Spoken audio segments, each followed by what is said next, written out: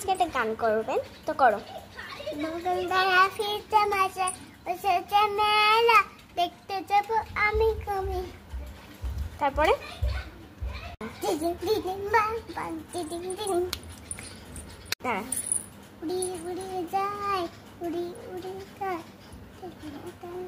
জোরে কর, আমি ওই জায়গাটা শুনতে পারলাম। উড়ি উড়ি যাই, উড়ি উড়ি যাই, উড়ি উড়ি যাই।